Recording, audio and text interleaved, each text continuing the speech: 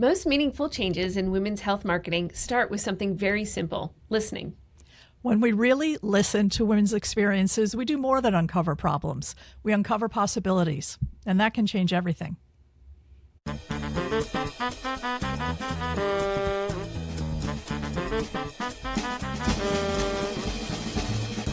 Welcome to Two Uteruses Walk Into a Bar, where we spill the sauce on brand strategies that win in women's health and FemTech.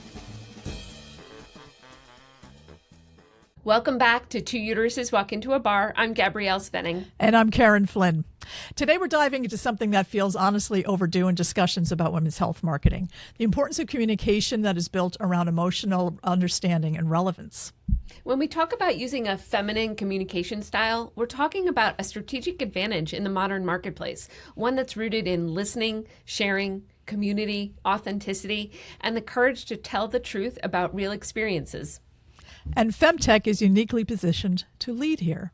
These brands are building for women, with women, and often because women's voices were ignored in the first place. Today's guest knows that dynamic deeply. Ikram Guerd, Chief Marketing Officer at Aspivix, is helping reshape how gynecological care is designed, discussed, and delivered, bringing a more human, patient-centered lens to a very personal experience. Yeah, it's going to be a great discussion. To get us ready for it, let's talk about our mocktail of the day. Today's mocktail is the bee's knees. Some honey syrup, lemon juice, lemon soda, sprig of rosemary if you have it, a little sugar if you have it. It's bright and it's comforting, and it's what happens when you blend substance and softness. So raise your glass. Yep. Let's get into it. Let's get into it. Cheers. Cheers. Ikram Guerd is the Chief Marketing Officer at Aspivix, a women's health company innovating to make gynecological care less painful and more empowering. She leads the marketing of Carevix, a device designed to modernize outdated practices and create a better, more supportive experience for women during exams. Ikram brings a background in global health marketing and a deep commitment to listening to women's voices as the foundation for meaningful innovation. Welcome, Ikram. Thank you for joining us here on Two Uteruses Walk Into a Bar. Thank you. Thank you, Welcome, Gabrielle. Ikram. Thank you for being here. We really appreciate you joining us for this episode, Feminine by Design. I know that when you and I first started talking about this and we were going over, where does the Aspivix story really fit in? You gravitated to this one in particular because of the way you approached marketing for Carevix. And I'd love to just start there and talk about how did you start off? What was your strategy for launching this wonderful device? Yes, thank you so much. Oh, that's a very broad question. Yeah. So I'll try to take it step by step. So the way we designed the device and the way we started thinking about this solution, how do we bring it to the market, is first of all to listen to the women's voice, to their experience. So in gynecology, when you go to your gynecologist and let's say you need to get an IUD inserted, we have heard so many stories personally, friends, and women just around you who have been sharing their experience as being an awful experience. Talking to different women, it's like, okay, it doesn't seem like it's an isolated problem. It feels like the experience overall when you're getting an IUD for most of the women is very painful. So then going back to the education, it's like, okay, where the pain comes from, where should we investigate? And that's how the story really started. So one of our first co-founders is a gynecologist, and he started explaining how the device, the IUD, is inserted and looking at the different procedures. So first of all, you will place the speculum, and then after they will use something that is called the tenaculum to grab the cervix.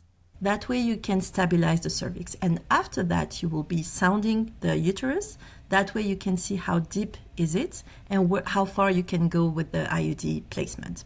And then after that, you will place the IUD. So basically, just to make it very easy to understand, you have 4 key steps. And each step brings some discomfort or even worse, pain. So looking at that, looking at the speculum, it has this duck kind of shape. It's metal. It's not very comfortable when you just take a look at that. So it already starts with like women when they're looking at the speculum. We all know as women when we go to our gynecologist how the speculum looks like, but you don't know about the other steps. So going back to the education, the tenaculum is like, what is it? Why is it even used for? Looking at the Sharpie teeth, it has 2 Sharpie teeth that will grab the cervix, then you can understand how the pain comes from, especially on the cervix. It's probably one of the most sensitive part of our body, and most of the time it's done with no pain management. So think about having 2 Sharpie teeth on your cervix, and it generates pain and bleeding. So that's definitely where we started working on developing a solution that is way more gentle and more mindful of the experience for women. Wow. I know. And just to add on that, because I'm a very visual person, I have one here just to show it to you. So that's where, I don't know if you can see it. Okay. So that's very similar to what I was imagining with the way you described it. Just think about that on one of your most sensitive body parts. No, thank you. Well, I have to say, just as a side note, I think if it were a man who was getting his testicles pinched and pulled, I don't know how long it would have taken them to come up with a better way to move the testicles. It's just it's crazy. It's hypothetical, but there's something telling me that. I agree. And when you think about this, so it's called the tenaculum. So if you speak German, tenaculum means bullet extractor. So it was used over 100 years ago to extract bullets from soldiers and to stabilize the skin. And then now we are using it daily in gynecology. So it has evolved a little bit in terms of the teeth. You have different versions, metal or plastic, but that's pretty much what is used. Some gynecologists are able to insert IUD without even using the tenaculum, but that's a very minor part of the OB-GYN. So when you heard these stories, so when you were learning about the pain, and you're getting all the stories from the ground from people. Can you kind of walk us through about how that then translated into how you decided to work on changing the experience and what that did? Yeah, so just taking a look at the innovation in that space, there were almost zero innovation. So why did it even took us 130 years to come up with something? And it's always going back to the voice of the patients in our case.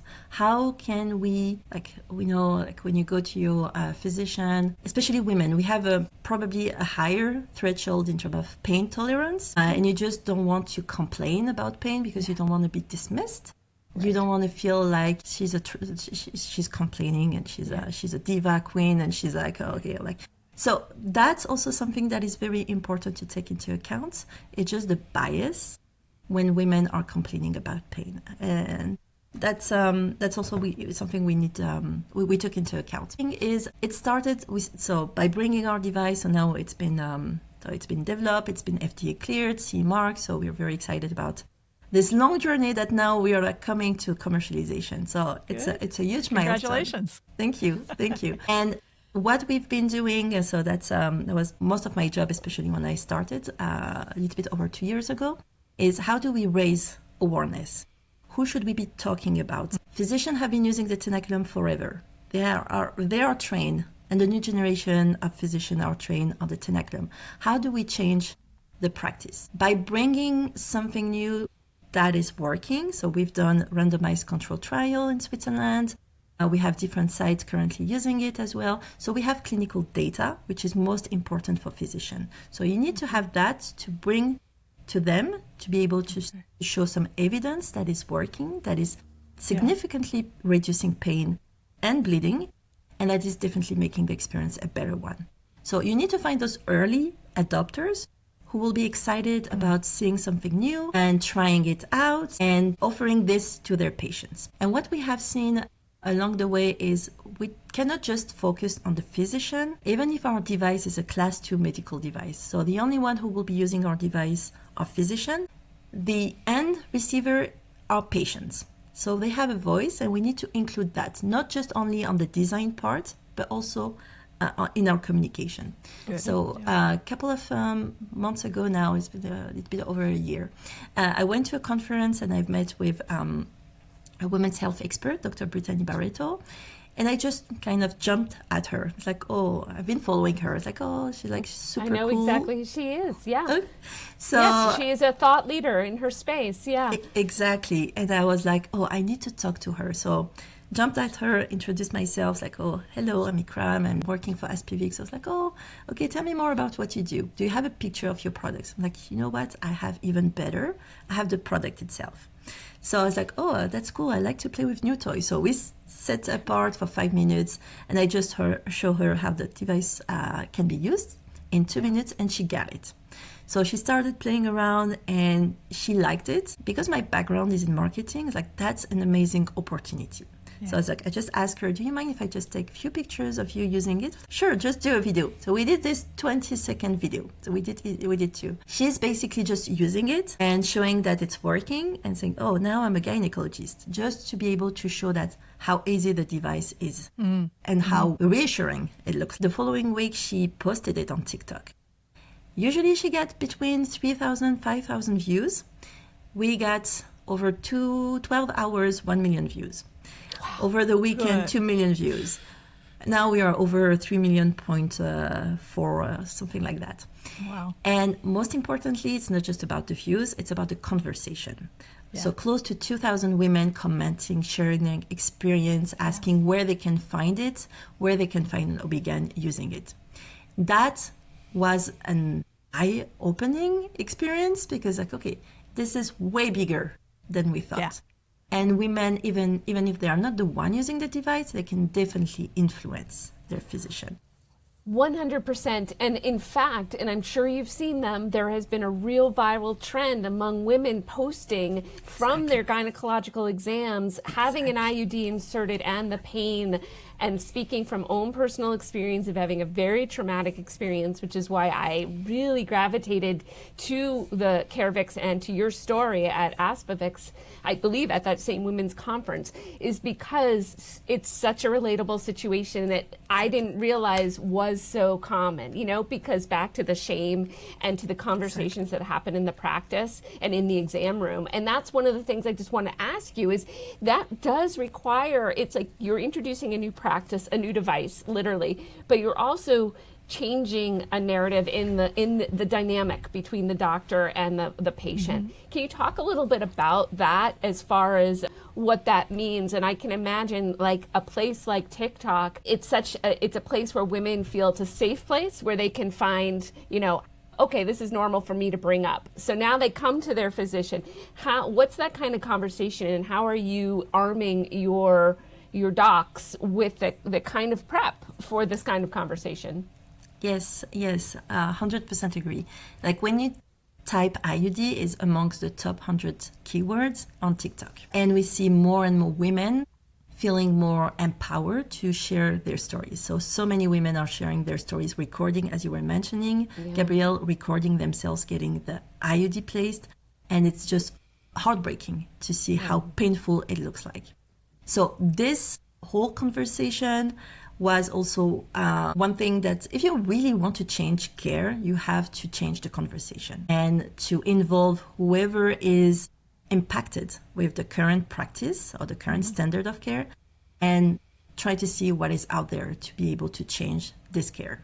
So the way we work is like, okay, we have some conversation ongoing, finding early adopters, bringing this solution to those early adopters. So we have a different type of institution who are currently using it. So we have Columbia University, IU Health, 2 large university hospitals, but we also have more on the clinic side, TIA Health, Women's Health Clinic, and they are spread in the country. And their main target is really how do we offer a better holistic experience for women. So our positioning fits really well with what they are dealing. And when you see the type of the population of women going to those locations, very Gen Z, who will be, if they're like the experience overall, they will be the very first one to post as like, oh, I just had an IUD and it was amazing, and I had acupuncture and I had Carevix, it's a new device. So it's also finding those early adopters who can find patients who can also spread the word. And for physician is really making sure that we can keep them on top of what is happening and work with them. It's always difficult to bring a new device in the market and change the practice, especially when it has been used forever. Sure. So working with those different stakeholders, trying to build clinical studies, get some excitement, getting the patient influencing their practice as well, And at the end of the day, if a woman, I think that's the thing that was also a kind of aha moment for us, but also for patients.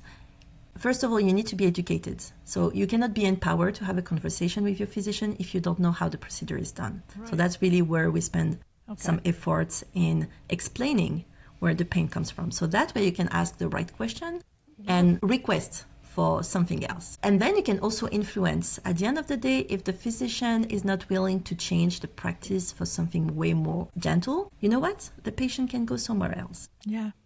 Yep. So that's also another way where women are empowered. They're the one making the decision at home for their household in terms of healthcare cost spent. So something to keep in mind. Like if you're not happy with where you should be taken care of, you can go somewhere else. Right. I love listening to your story. That's so great, by the way. What a great story that is. It feels like you should be wearing a cape. That's the kind of like Thank you. The importance that this is bringing. You really are being a hero. The company, I know you're representing the company, and they're. But yeah, I'm sorry, Karen. No, not at all. I love it. You've got like 2 or 3 prongs going all the time, education and and all this. But it's also really iterative, isn't it? I mean, you took advantage of an opportunity as a marketer to get that video out, which immediately inspired and grew a community of voices that would go and start informing a lot of what you guys took back to the company and stuff, which I love. And I think that that's kind of what this whole segment is about. And it was like when we're talking about communication styles and empathy and, and community building and how people talk and how we use things like social media to continue conversations and talk in the voices that we already have as patients, as women, as practitioners, and how symbiotic that all can be. It's a very exciting kind of application of all of those theoretical things, to see it in practice. It's 100% it's fantastic. Yes, yeah. no, I definitely enjoy what I'm doing. I bet. Good. Because you feel like you're part of a mission and you're making an impact. And there's almost not one single day where I don't have experience from women, just women sharing, women I don't even know, and sharing their personal stories. Yes. And it makes me, like when they hear about our solution, they feel like there's hope, and it just resonates, and it just makes me so grateful. So I'm very excited about it. Yes. To that point about the emotional stories, and there's just no dearth of anecdotal evidence, and as you said, and I think this is what I'm getting to, clinical evidence. So for people for marketers such as yourself, or in these situations where there is so much emotion, and it almost probably, and it's personal emotion, let's be honest, and not everyone is comfortable talking about intimate, gynecological procedures, even if they are a physician per se. I think that there's a certain amount of science versus, how do we balance the clinical and the emotional is what I'm getting at. My question is sort of aimed at those clinical studies, because I would assume that is really the cornerstone of your efforts to bring that balance and say, okay, not only you can go on TikTok or social and see all of the thousands of stories, millions, but ultimately, to your point, a physician wants to see clinical need. So how much time in your own kind of strategy planning I know you've only been with Aspivix a couple of years now, is that right? Yes. Yeah. How much time does that take? It's like even before you're even marketing or going out there, you have to do these studies. Can you speak a little bit about that and the role that they played? Because I think that's an important for, someone who's coming up through the ranks of this endeavor, introducing something new, you need the proof. Exactly. That's the first step. It's all about building trust and credibility. So going back to the evidence, the clinical data, so our team has worked with 2 large university hospitals in Switzerland. So again, finding those early adopters willing to try something new, a prototype. So we used at that time a prototype. We had 5 versions of the prototype. The one that was used in our single blinded randomized control trial, where we were comparing our device to to the tenaculum, just for women getting an IUD. We really designed the study based on their experience, making sure that we can really show the difference between those two in terms of experience for women. Our team has also, for some procedures, attended the procedure. So they can also see the scientific aspect of it, but also the emotional part of it from the patient experience. And all of that, so we came up with very great numbers in terms of pain reduction, so especially for nulliparous patients. So women who never gave birth, so the nulliparous patient, are the ones who will definitely benefit even more from our device than women who have already given birth, because the cervix evolves and it's tighter when they never give birth, so it's more painful when the tenaculum is used on them. So we've learned so much in terms of patient provider experience, but also how do we finalize the design. So 73% pain reduction, 83% bleeding occurrence as well. And it shows, one of the main summaries, it shows statistically significant pain reduction. That's what we were looking, and we were able to also submit to FDA, because FDA is also very interested in seeing if it's working and if it's safe for the patient, but also for the provider. So all the checkboxes were checked. I would say all the boxes were checked. Yeah. And then we got the FDA clearance very quickly after the study. And then we were able to introduce the product in the US. It's interesting also to see from Europe, Switzerland, and the difference with the US. How do we find also early adopters in the US? They want to see data from the US. So working with Columbia, IU Health, and NTIA was also very encouraging, because at the end of the day, what we have seen is, so we've built a program called the Ambassador Program. We find 25 sites, reference sites. Okay. We wanted to collect experience from the provider and from the patient for IUD insertion mainly, but for other procedures in gynecology as well, in 9 countries. So we did it in the US, Brazil, and different countries in Europe. And we wanted to have a full spectrum of users. So who is placing an IUD? There's the OB-GYN, there's midwife, nurses, some cases even the general practitioner. So there's different type of users. Okay. And then you have also different in terms of segmentation. You can take a look at private offices, clinics, large university hospitals. So they don't necessarily have the same volume. They don't necessarily have the same challenges. So how do we get also experience from different institutions and users? So we were able to collect 1,300 use cases, so real world data. Yeah. And that was on top of our clinical study. So we have all this data that shows 94% patient satisfaction, kind of the same for the provider side. And we have a lot of different data from both sides.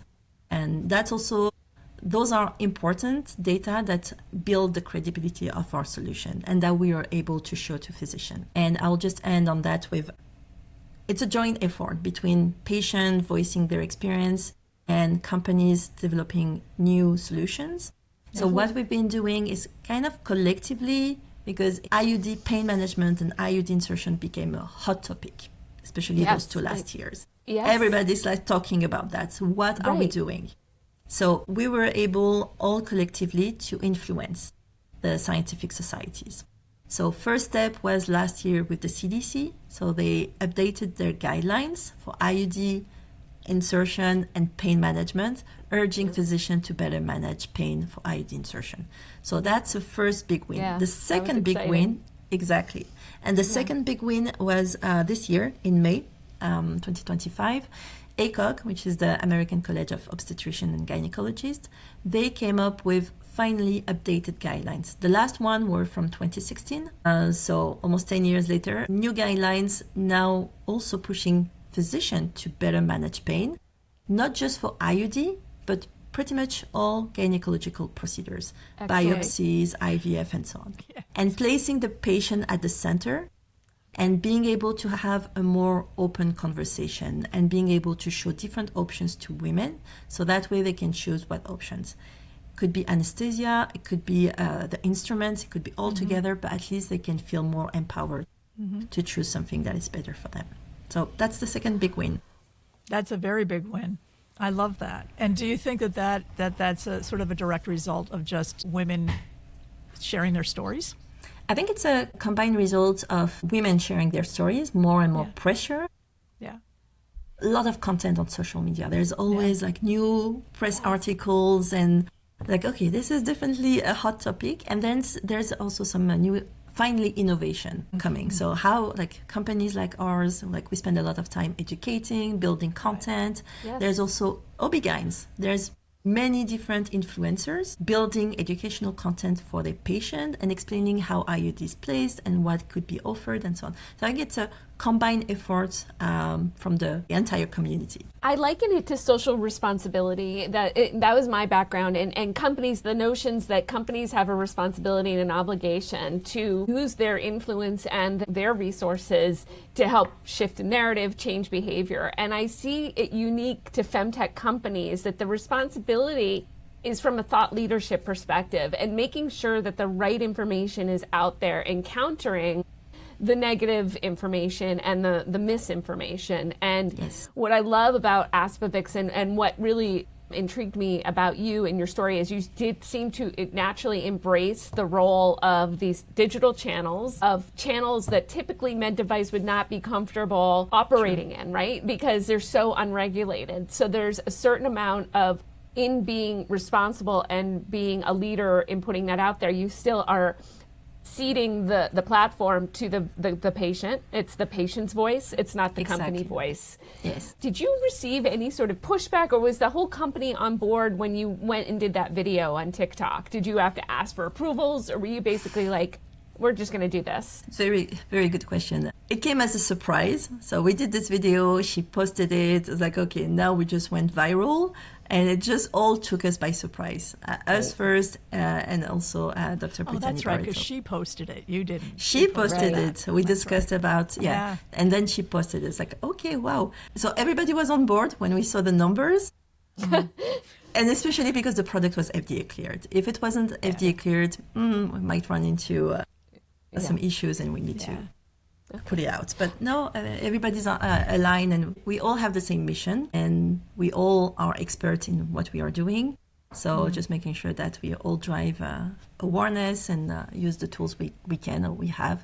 And the good thing about marketing, especially digital marketing, is you can pretty much test anything as long as you're compliant and see if it's working or not. And then if it's not working, at least you tried it. So did that experience change your approach at all to your own marketing mix and how you think about future, outreach to both patients and physicians? Yes, exactly. So we were initially focused on B2B, like working on studies, communicating on the studies, have a little bit of education for patients. But then it kind of, not totally, it definitely impacted our marketing plan in the way where we started thinking about maybe we should have a D2C. Women were asking more and more, going through different social media or through our website. I don't even remember how many requests we had from women directly, can I just buy it? Yeah. So we did also a survey in terms of what is the willingness to pay? Can they even buy it? So it really depends on countries.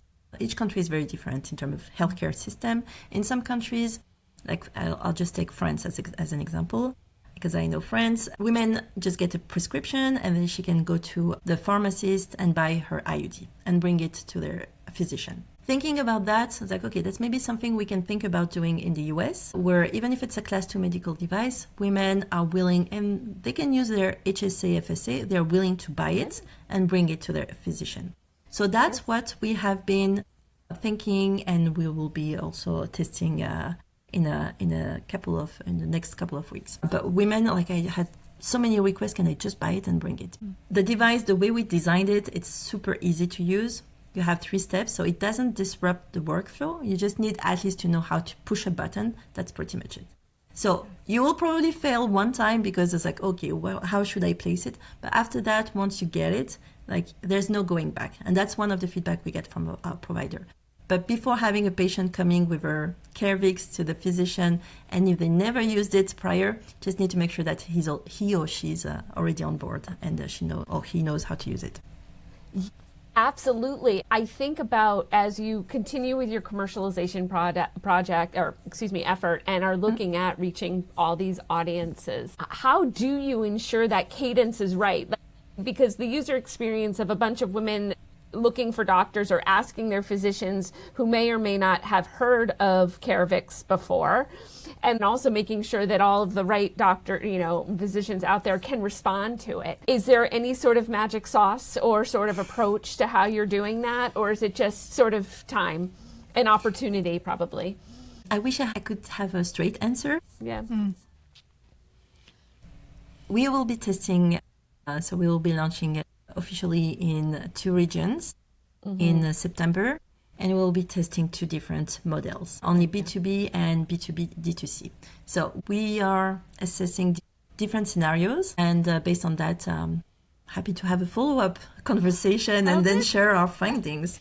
Yeah, no, this is enough, because this is so great, because you're early in the process, which I think is really helpful for our listeners, because, when you're in essentially a startup, and I know that you've had many years and you're beyond that, you've grown, the company has grown, but it's still in its nascent stages of commercialization. It can seem so daunting, and there's so much responsibility to both not only introduce this product, get it out and educate, but also that role of thought leadership, and also the added layer of dealing with a very ingrained practice and habit. So you're changing behavior. You've got a lot on you. So I can appreciate where you're coming from, and just Thank really you. so grateful for the time that you've spent. If there was anything that before we leave, like with a practical takeaway for fellow FemTech marketers, how can they bring more empathy, listening, and that sense of community building into their strategy? Like, what would be if somebody said, "Oh gosh, we really need to do this," and like, would you have advice for a friend? Your first step, something to start looking at, maybe, because I know every product is going to have their own world. Yeah, exactly. Right? Yeah, exactly. No, I think my advice will be. So the way we are really focused in our brand and our solution around 3 pillars. So the very first one is trust. So how do you build trust? How do you build credibility with your target customers, depending if you're just B2B or not? Then how do you expand and be visible? And how do you build a community? And it always goes back to what we call going to Gemba, so going on the field and talk to your users and the patients. So making sure that you create some kind of feedback loop with your patient, with your physician, so that way you're not disconnected. And find those early adopters who are very excited and who will be the best voice to talk about your solution. So that's really where we are trying to put our efforts. It's not just us as a company saying, okay, we have this solution, but having others talking about your solution. Once you find those few champions, they can definitely help you accelerate. That's what happened with the physicians that are currently using from our different sites I mentioned. But just on the side note, when was it? It was a little bit over a year ago. I get one LinkedIn notification. One woman who wanted to connect with me. I was like, okay, cool. I don't know her. We didn't have any mutual connection. So I accepted her invite, and she wanted to have a quick call with me, and she introduced herself to say, like, I'm one of your very first patients, and I just wanted to say thank you. Wow. And I was like, wow. And nice. So we had a call, 30 minutes. It was one of the most emotional call, I have to say. She was crying. She was explaining her full entire journey. I was crying with her. It was just a mess. Till that day, I still have goosebumps because that conversation was so, it gives you a reason why you're doing what you're doing. And she had an awful experience. I was like, I'm not going to do it again. And then I'm going to skip all the details. But her experience was heartbreaking. And then she started looking around and Googling and finding, this is 2023 or 2024. There must be something out there. There's no way. I'm not going to get another IUD where it was already traumatizing. And she did some research. And that's how she found our site and our website. And then she just sent us a note, do you have any site currently using it? And at that time, we've just trained Colombia. So she drove all the way from Philly to Colombia to New York. And she was committed. That was kind of the last chance. I'm going to give it a try. I'm already super anxious, but I'm going to give it a try. So we talked to the physicians like, okay, there's someone, she's coming maybe that week, so there's a procedure that you need to schedule. The team was just amazing. And again, the physician who took care of her, she was like using the device for probably one of the very first time. So she wasn't like 100% like super sure, a little bit anxious at the same time. But that gave also some kind of confidence to the patient, because sometimes you have this perception that the physician knows it all and you cannot really ask questions. But the fact that the physician was also kind of new and learning made her feel better, reassured, and more human, or more, I would say, accessible. Yeah. And the experience went very well. Like it worked perfectly with her on her cervix, no issue, and the experience was way better than the first one. So after that, so she called me, she explained me how did it go, and she was so grateful. Usually when you have customers, patients, users who are very dissatisfied, you will hear from them right away. Yeah. But you don't hear necessarily when things goes well. And she really wanted to thank the team for all the work, for the innovation, for listening to women's voice. And so that's why, going back to this champions, we didn't even ask for it. She just raised her hand and was like, I want to share my story. That's very powerful. That's so powerful. And, you know, I think also a takeaway that I'm getting from that is the role of sort of an archetype. Like you said, the patient at the center at all times, right? Yes. Never forgetting that. Having that one patient story really motivated you and kept you focused on why you were doing something. Exactly. And she embodied all of the women. And I think that was a really fortunate, and probably, it sounds like, gave you some much needed sort of just encouragement too, because launching a product, bringing it to commercialization, and bringing innovation to a market that isn't used to it is daunting. So, again, congratulations, best of luck on your launch, and we are so honored that you were able to be here. Thank you so much. Thank you so much for sharing how you have a canvas. Actually, I'm going to let Gabrielle take over this because I just talked myself into a corner. So, Gabrielle. No, I think we've covered it. Let me just wanted to say thank you for coming and doing this. No, I'll just add something if that's of any interest. So, I will just add that as a marketer, when you're bringing a new solution, a new brand, take any opportunity to spread the word. I've been doing fundraising, and it has been also another aha moment, because most of the time I have investors in front of me. Right. They're men, so they don't know. And you don't know what you don't know. And once they start seeing what I'm presenting, it's like, okay, that's something related to women, so they cannot relate. And that's also something very interesting, because at the end of the day, I took that as an opportunity to educate them as well and to connect with them. Even if they will never have to get an IUD, maybe, who knows, but it will be, it always looks like very different. So I always start with, you all have women in your life. Spouse, sisters. So that's something of an interest for you. And I'm also trying to be very provocative. So I always bring this tenaculum just to catch the attention, show them how things are still done. 2025, we're still using this device. And just have them think about, if this device was used on their private parts, how would they feel? And then they have at least my attention. And then I can explain what we are doing, and they can go back with something they learn and have a conversation at home with women in their life. And they can also, that's also another way to kind of spread the word and raise awareness. Your approach of bringing that device, showing it, and visualizing it is the theater that people need to lean in and pay attention. Yes, exactly. Exactly. And we have a very short video of like 5 seconds showing how it's used. So it's all the visual effects, I would say, showing the current device, how it's used with a very short illustration, and the issue we are tackling, and how it will definitely change the game. And I like that. I mean, I think this is something that you need to be provocative about. I love that you're bringing the device in and you're making it crystal clear what we're talking about here, not trying to be soft about it at all. Because, boy, when you take a look at that and you think about how it's used and where it's going, and, exactly. you don't necessarily have to be a woman to imagine. Exactly. And I will just add that with my device, I cannot go through TSA. So that's also something I bring to the story. Okay, of course, it's safe to use it in practice, but going through TSA with that, definitely That's not. ridiculous. That's actually, it's ironic. I know, it's so ironic.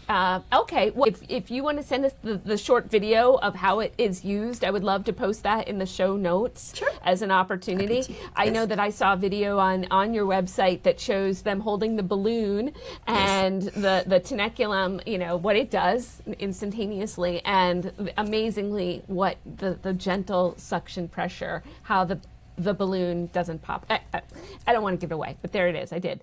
I'll send that to you.